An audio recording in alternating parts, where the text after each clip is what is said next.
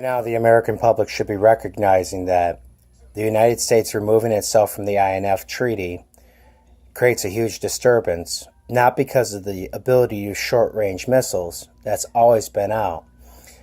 It's a treaty that's designed to say you can't hit your neighbors specifically with a knuckle punch, right? And so while we had an agreement with Russia over this, it kept a lot of other countries in alignment of the fact that you can't just go punch somebody with a knuckle punch. You can't say slug bug and then hit them with a knuckle punch. You know, it's kind of rude. Just give them a regular punch, right? Anyways, this new rule that Donald Trump is going to try to impose upon us is going to create a call to arms.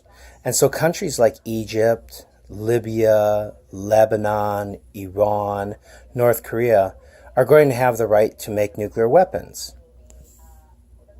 Why, you would say? Why would they have the right to make nuclear weapons? Well, here's why.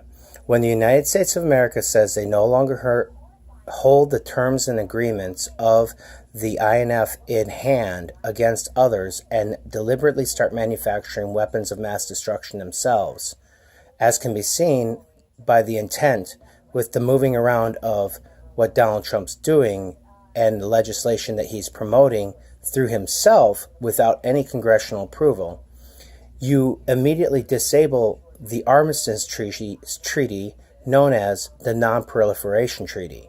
This Non-Proliferation Treaty enables us to say that countries that don't have weaponry like this shouldn't have weaponry. Yet now countries that feel threatened or can say that they feel threatened by other countries like Israel, who threatens Iran, who threatens, Lebanon, who threatens Syria, now that they no longer have to follow the INF because the United States doesn't follow it, now maybe Syria feels threatened that they should start making nuclear warheads because they feel that Israel, who has nuclear warheads because they've never been registered with the NPT, will attack them. And we can't tell them that they cannot make nuclear weapons because we're not following the Non-Proliferation Treaty ourselves.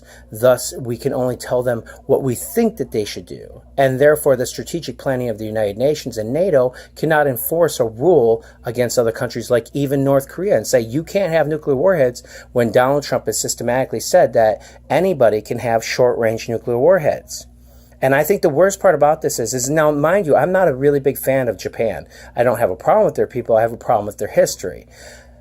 I think it's terrible for Japan when Donald Trump is throwing them out there in front of North Korea and saying that I'm not only not going to have a part in the INF treaty, but I might just smuggle nuclear weapons into your country and hide them there in order to attack China or North Korea. And Donald Trump and our country is known to do that. Look at Yemen. We snuck weapons into Yemen. We allowed for the taking of the weaponry that went into Syria to overtake Raqqa, that allowed them to have the caliphate for the backdrop of what they were doing there in the desert. Time and time again, the United States has created this idea of snatch and grab and steal. Snatch and grab and steal. Don't use your own personal benefits of your country. Snatch and grab and steal.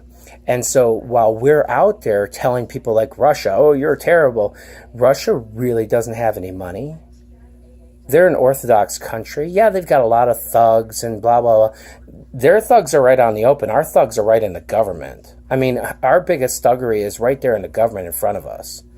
So our biggest concern about this is that how do you hold up an armistice treaty against anybody and tell them that they can't have nuclear weapons when the United States says, yes, not only can you have nuclear weapons, but we're going to make nuclear weapons and short-range nuclear weapons, which destroys the Non-Proliferation Treaty, which enables anybody to do it. Because we don't own North Korea. The United States of America is its own country with its own sovereignty. We don't own Venezuela. We don't own Mexico. We don't own Canada. We have agreements with people to protect people around the world, or at least we used to. We used to care about people. Something like the Brazil Dam would be something the United States would be like, oh gosh, we better get down there and help them out. Or Laos with that big flood, we'd be like, oh gosh, that's terrible.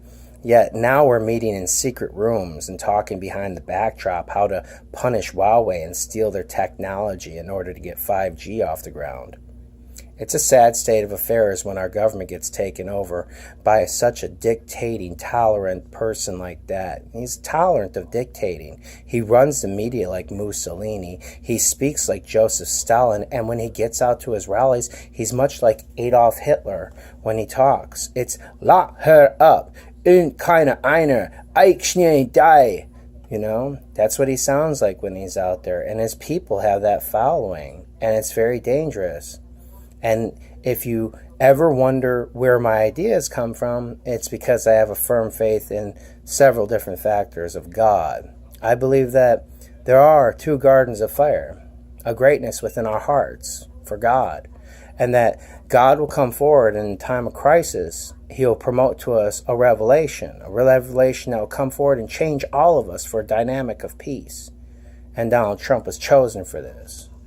Chosen not because he's such a good guy, but because he is Saul, more like Goliath. And when you get the one that rises from the sea of faces, and you are only between two choices, the one that comes before you who is an agnostic, Hillary Clinton, or the supremacist, Donald Trump, who do you choose when those are your choices? And so we must fight this. We must pray. We must say to God, oh merciful God, please give Donald Trump whatever he needs. Absolutely. Give him every blessing he's ever asked for. You must pray for God to bless him with everything he can get, because only in the blessings of that one man can this be discovered. And maybe someday down the road, because of what Donald Trump's done, the Republicans will be looked at as a group like the Nazis or the Ku Klux Klan, or any of those other groups, because of how they supported him, even though they knew it wasn't the truth. So pray for him. Pray for him every day. God bless you, Donald Trump. God bless you to your personal heaven. Poor people.